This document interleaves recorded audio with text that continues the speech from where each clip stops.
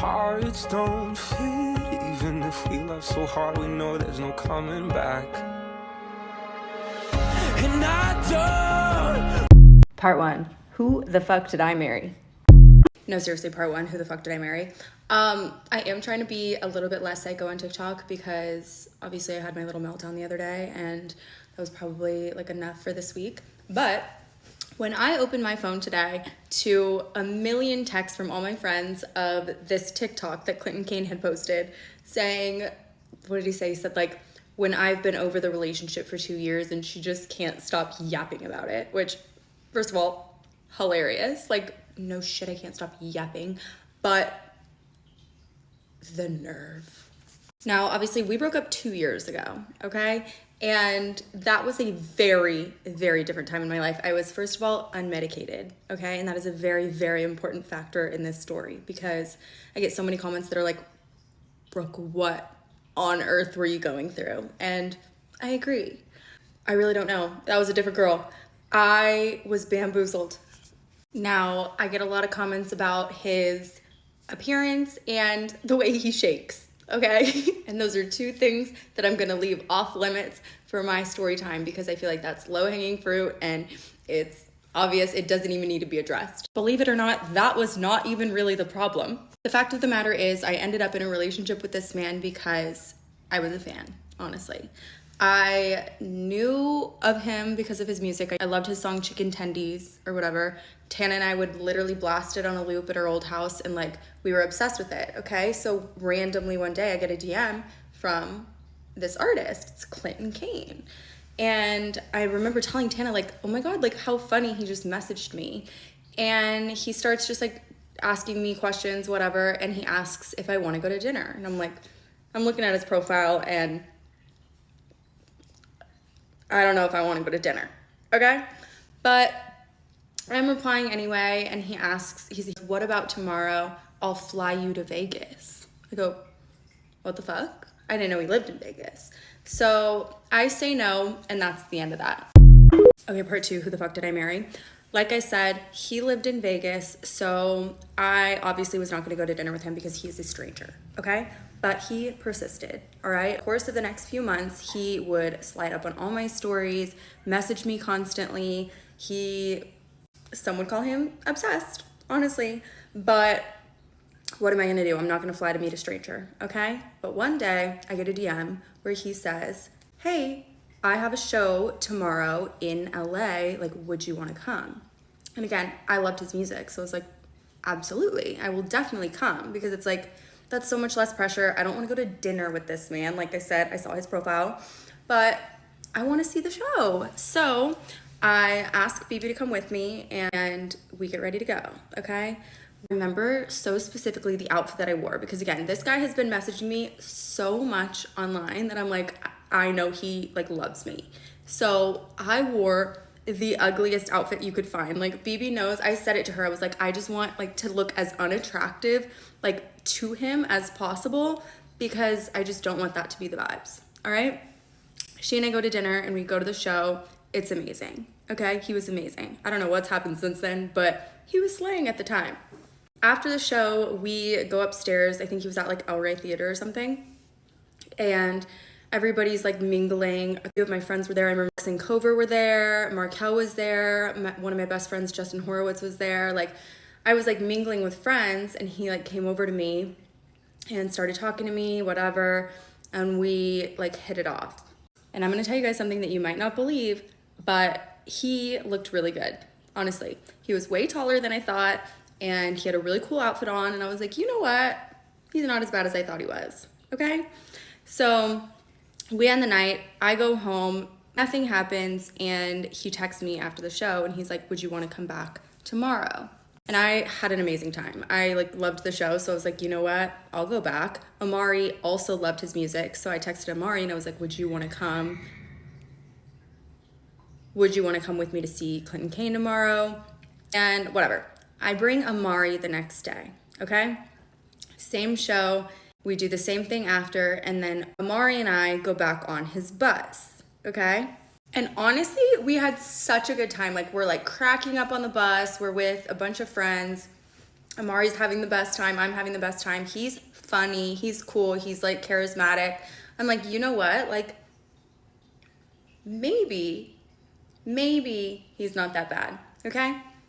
We all get off the bus and go to the club. We all get super drunk, and me and him end up like making out. We're like very much together at the club, and that was the start of something very horrible. Okay, part 3, who the fuck did I marry? All right, so after the club, he and I went alone to a little diner in LA called Mel's Diner. It's 24 hours. You can go after the club, get fries, shakes, whatever. And he and I order literally every single thing on the menu, and we sit there for like 4 hours and just talk, okay? And this is the point where he tells me about what had happened to him in the year prior, all right? This would have been, I guess, 2020, like during COVID, okay? He tells me his mom, his dad, and his brother all died in the same year, okay? Which is fucking horrible. Like, obviously just unimaginable. So I'm like blown away. I knew that his mom had died because he had openly talked about like how one of his songs was about her and stuff, but I had no idea about the rest of his family. So I was like, holy shit, first of all. And I feel like I completely changed my opinion about him because I'm like, at this point, I'm thinking he's just like this weirdo sliding into my DMs, and now he's very like human to me because I'm like, oh my God, I cannot believe you could overcome something like that. Like, that's insane. This is very important to the story, okay? Because I need you guys to understand how I ended up in this scenario, all right? Then he starts telling me how he got into music. He's telling me how he was homeless and he would backpack around Europe, like literally sleep on benches and busk, like in parks, to make money. And he got discovered, whatever. And then obviously, I guess I'm in Love came out and he was really successful from that song.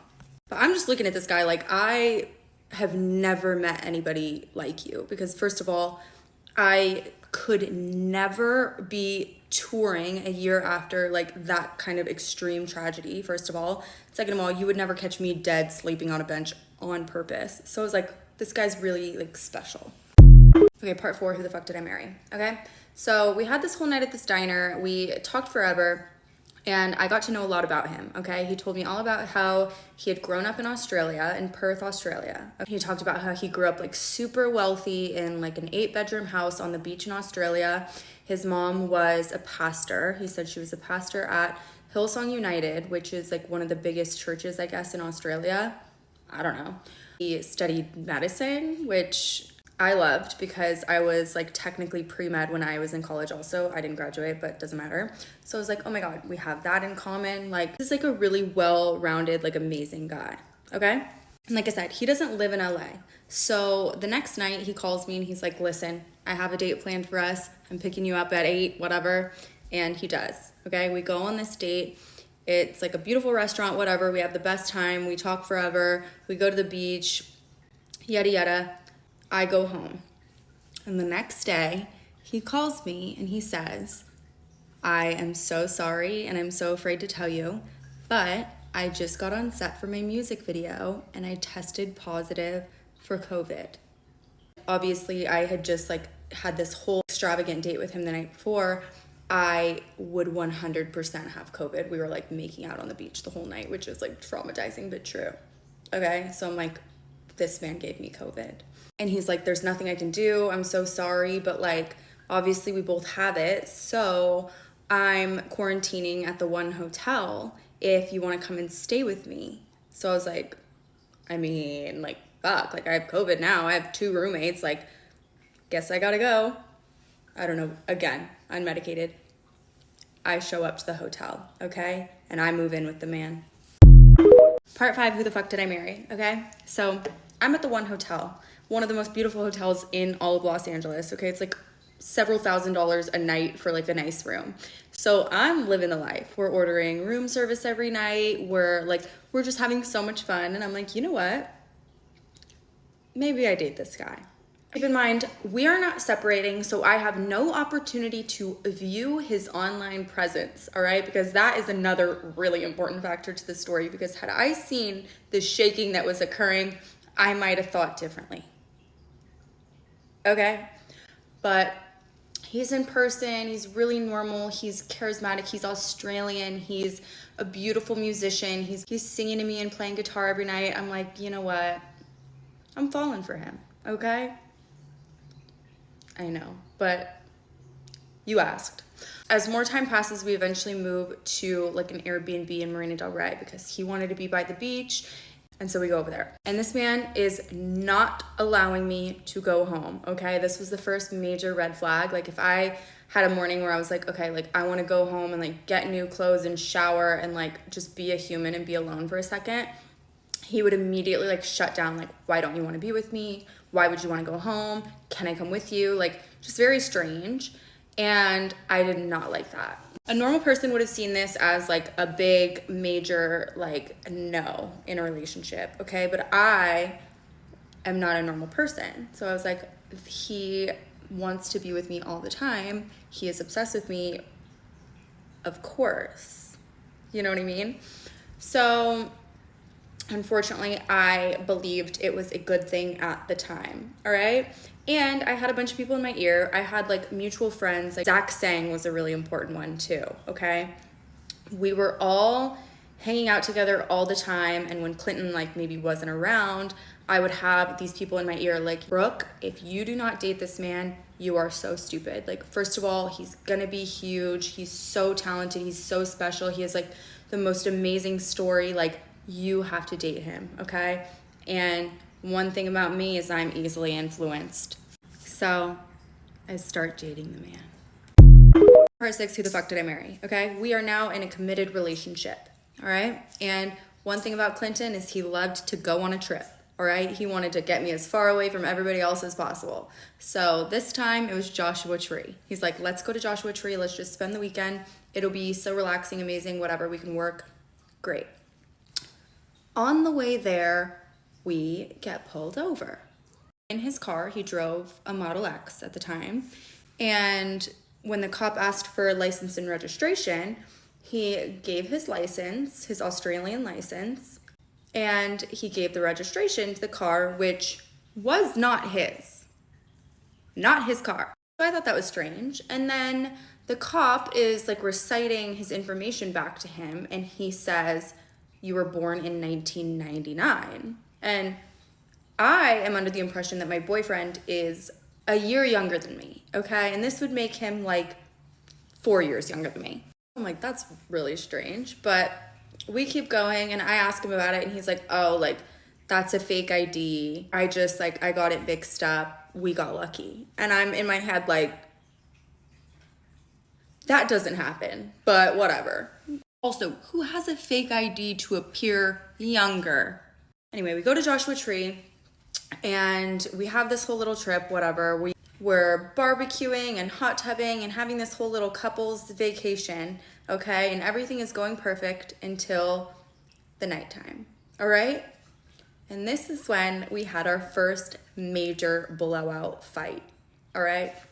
This is a very important turning point because our entire relationship was blowout fights, okay? But what's important about them is that they were literally out of thin air, okay? So this one was because we're eating our dinner that we made, okay? And I am looking at my phone, okay?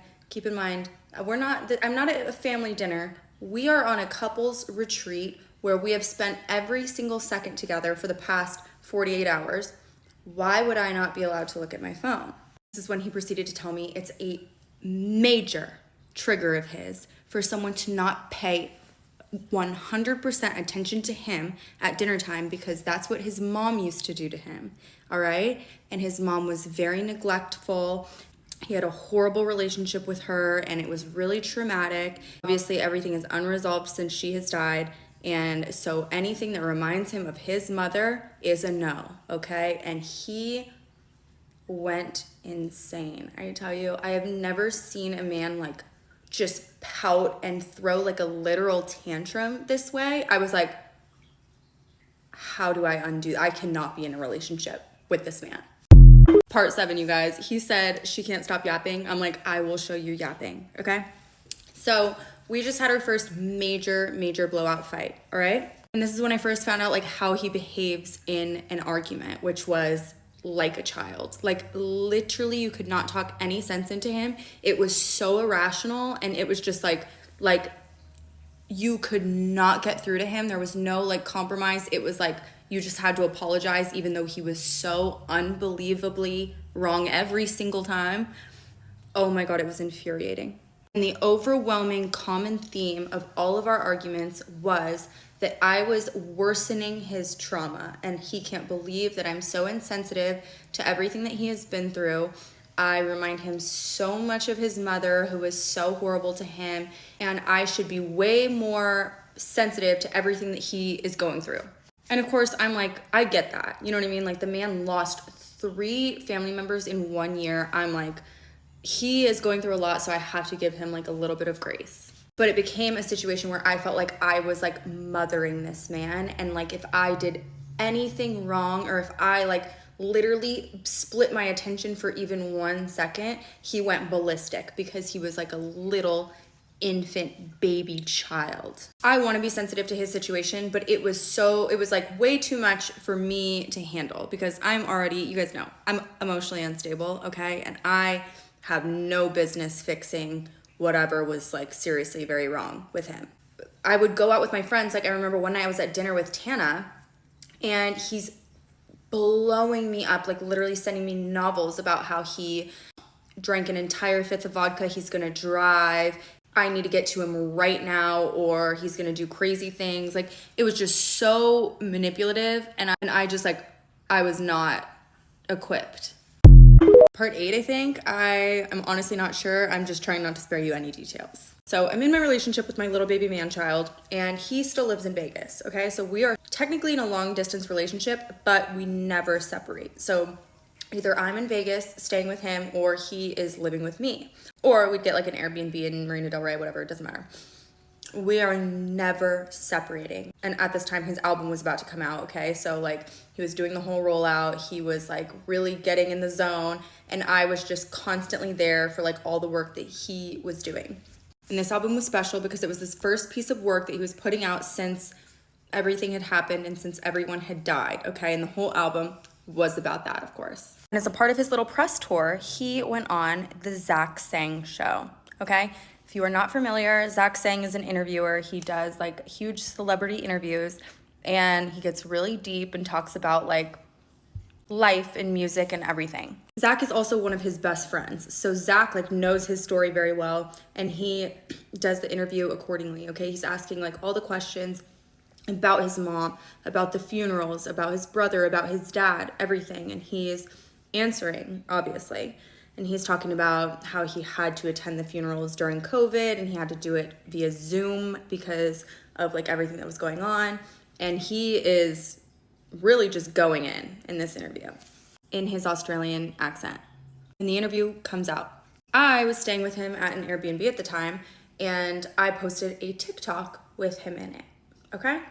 And in my comments, I started getting girls going, uh-oh, like, not him. And I immediately was like, wait, what?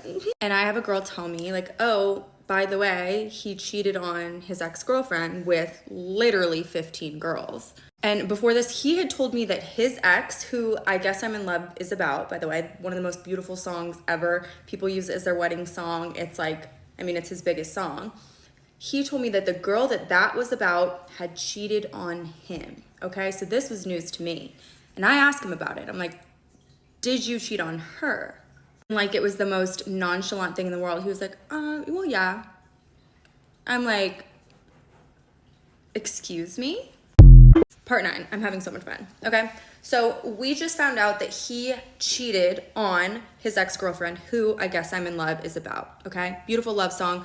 You can't imagine that he could possibly do something bad to her, right? Wrong. He was cheating on her the whole time, all right?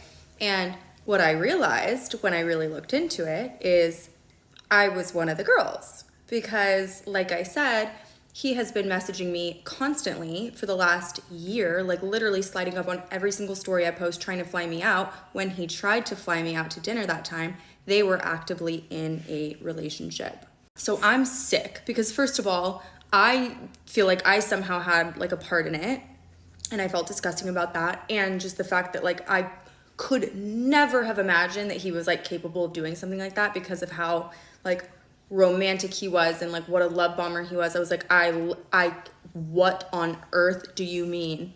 But he's a master manipulator. So he's, you know, he's telling me like, I was so removed from that relationship long before we broke up, and I should have just called it off, and I would never do something like that again. And they were long distance. Like, she lived in New York and he lived in Vegas. So it was like they really didn't spend a lot of time together. And like somehow the way that he described it to me made it seem like less bad. It was horrible. But I didn't let it go, and that was at the top of my mind, okay? And again, we're staying together. So the next morning, I'm in bed with him when he is on a call with his manager, all right? And he is begging his manager, telling him, whatever it takes, I need you to have that interview deleted. And he's talking about the Zach Sang interview that I referenced earlier, okay? And I am like, what's going on? I hadn't seen the interview yet, but Zach's one of our best friends. Like, I was like, what could possibly be in this interview that is so bad that he wants it off the internet? But, you know, like, Clinton's telling his manager, like, I don't care, like, just get it down. So in bed next to him, I get on my little phone and I go to the interview and I start to read the comments. And in the comments, I see someone write, "This is really strange. I don't know where this Australian accent came from. He is not Australian. He is from Brunei. I grew up with him. I went to school with him. And I saw his mom last week." Part 11, you guys. I now know that my boyfriend, who I've been with for several months, who I spend every single waking second with, has literally completely fabricated every single detail about himself. I know nothing about him. And as like lighthearted and like funny as I can make the story now, like I cannot explain to you like what I felt in that moment. It was genuinely the worst feeling I've ever felt in my entire life, because it was like I've never been obviously lied to in that way, but like I spend so much time with this person. He's my best friend. I'm in love with him. I am dating him. Like he's the closest person in the world to me, and he made himself up. And just like my nature, it's impossible for me to get rid of somebody. So I knew, like, obviously what I know, I have to break up with him, and I didn't want to. So I was like what the fuck do I do? I know that sounds so dumb coming out of my mouth now, but it was like I knew that if I had the conversation, I had to break up with him. So I was like, I wasn't even sure that I wanted to have I almost wanted to just like pretend I didn't know. Again, I was unmedicated. But I did text him and I said, listen to me. I'm going to give you the opportunity right now to tell me if there's anything that you've lied to me about at all. And he racked his brain for all of 5 minutes before he told me I had lied about my age. I am 22 years old. All that, and the only thing he wanted to admit to was that he lied about his age. Okay, part 12, get to the point. I confront him, obviously. I show up there the next day, and I'm like, listen to me. This is what I know. You need to explain yourself right fucking now. And when I tell you this man is so good at his job, you guys, because here's the thing. I'm here accusing a man of faking his mother's death, okay, with no hard evidence. I have evidence that he lied about like the conditions in which he grew up, but I'm not sure that she's alive. So I can't like with full confidence like come at him in that way.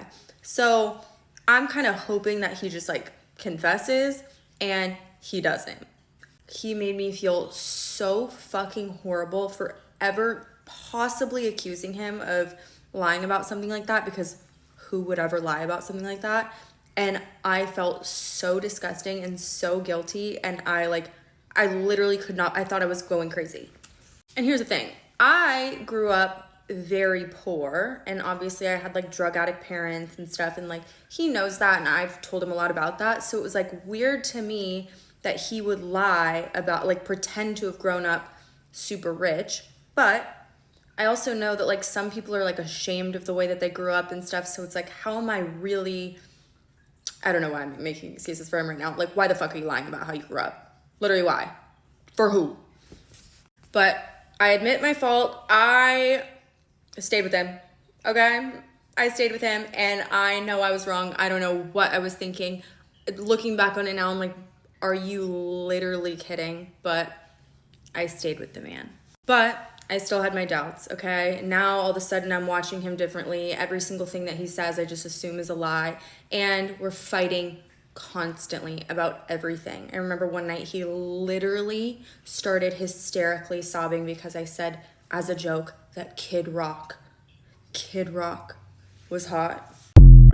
All right, part 13, lucky for him, I want to go to bed soon. But I will spare you guys the details of how I found out that I was getting cheated on, okay?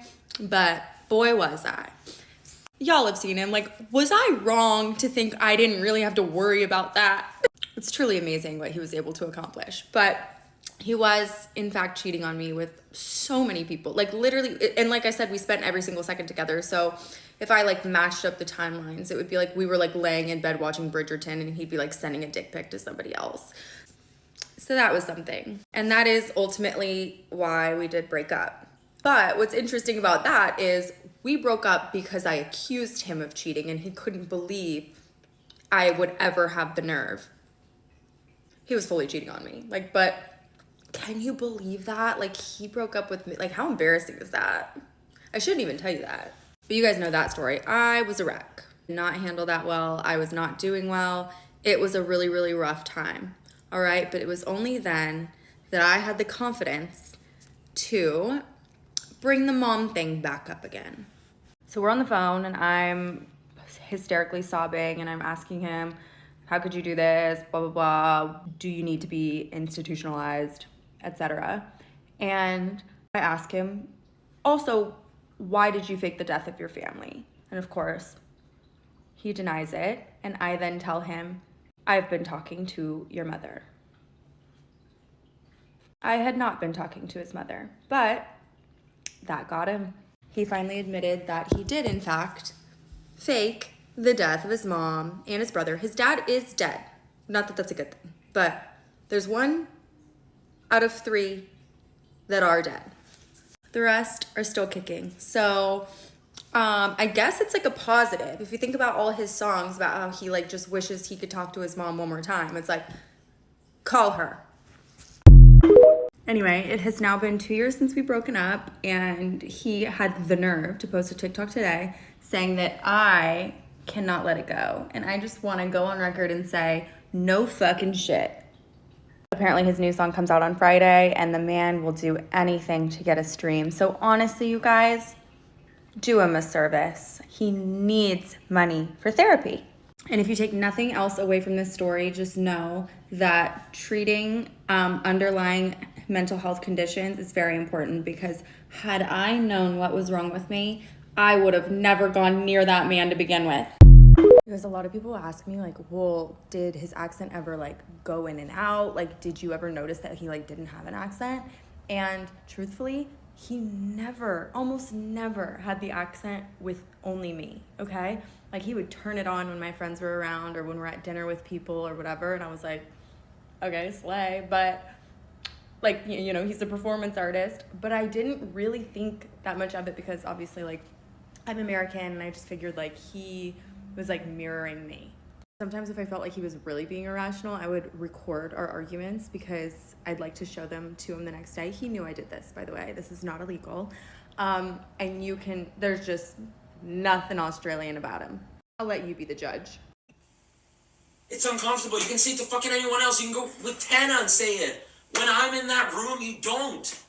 Because I'm saying it right now, I'm uncomfortable. You want to keep saying things I'm uncomfortable about? Keep going. I'm just going to be, like, weirded out. I'm going to be like, oh, wow, that's crazy. Something I brought up to my girlfriend that I said was uncomfortable. She doesn't acknowledge it, nor respect that I am uncomfortable about it. And she doesn't want to stop saying it, even though it doesn't demoralize her personality or her value.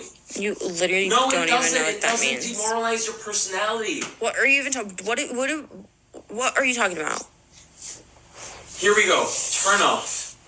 That is not what demoralize means.